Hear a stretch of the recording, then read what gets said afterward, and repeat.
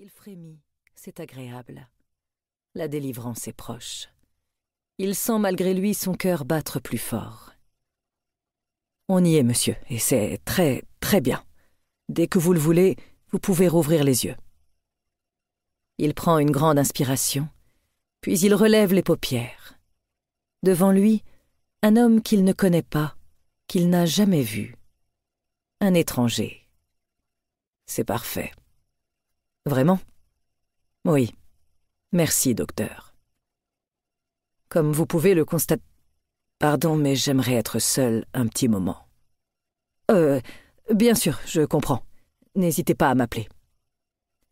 Des pas feutrés sur l'épaisse moquette. Le bruit d'une porte qui s'ouvre et se referme. Il se lève, défait son peignoir, le laisse tomber au sol, se place devant la glace et contemple le reflet de l'homme neuf. Des mois de travail acharné. Il s'est épaissi, il a pris du muscle, il est devenu fort. Ce nouveau visage finit de le séparer de son vieux moi.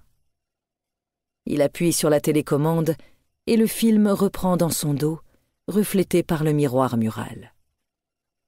Le serpent racle son ventre contre le morceau de bois sec, laissant sa vieille peau dans son sillage. Il sourit. À l'instar du prédateur, sa mue est achevée. Dès maintenant, il est un autre. Chapitre 1. Une pluie drue le douche et la fraîcheur de la nuit le transperce. Mais il s'en fout. L'excitation fourmille en lui, puissante, qui lui hérisse la peau par vagues, qui l'inonde comme une marée montante. La vibration de son téléphone l'interrompt dans son travail et lui fait quitter l'écran des yeux. Elle prend alors conscience que la pièce est plongée dans l'obscurité. D'un geste machinal, elle attrape son portable. Elle sourit, c'est Valentin. « Hello, Mum, dispo pour un call ?» Elle enregistre la version 4 du contrat en cours de rédaction, se lève et active l'interrupteur. Le rez-de-chaussée cossu surgit des ombres. « Appelez Valentin », dit-elle à son iPhone, en maintenant un appui long sur le bouton central. Puis, le portable collé à l'oreille, elle se dirige vers la cuisine et allume la bouilloire. Son fils décroche à la première sonnerie.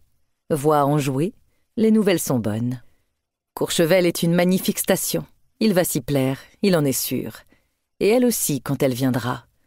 Le K2 Palace appartient à un grand groupe qui offre de belles perspectives d'évolution. Elle sait déjà tout cela, mais l'enthousiasme de Valentin lui procure un plaisir qu'elle ne saurait bouder. L'eau frémit. Dans une succession de gestes machinaux, elle achève la préparation de son infusion. Un coup d'œil par la fenêtre. Il est à peine 18 heures, et déjà novembre a englouti toute clarté. Une pluie fine et persistante asperge la ville. Les halos des réverbères se reflètent en taches floues sur le bitume détrempé. Les passants pressent le pas dans un balai de parapluie. Les fenêtres éclairées des maisons de ville forment un puzzle de géométrie lumineuse. Elle laisse retomber le rideau, se retourne et, sa tasse fumante à la main, se rend au salon. Elle apparaît enfin. Submergé par un pic d'exaltation, il plaque une main contre sa bouche pour contenir un glapissement.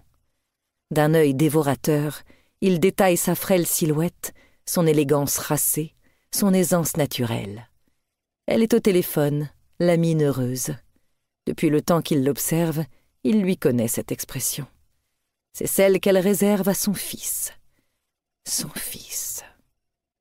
Il plisse très fort les yeux, se mord la paume de la main et récite à voix basse.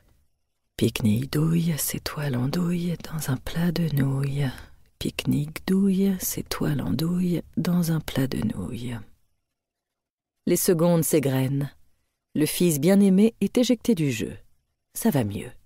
Il rouvre les yeux. Réflexe de femme seule, elle contourne le confortable canapé d'angle qui court sous la longue baie vitrée et active la lumière extérieure. En lieu et place du gouffre de ténèbres, se matérialise le jardin familier, une centaine de mètres carrés de verdure ceint d'un haut mur de galets. Sans vraiment les regarder, elle voit le petit cabanon de jardin. Livre audio complet gratuit disponible en description de cette vidéo.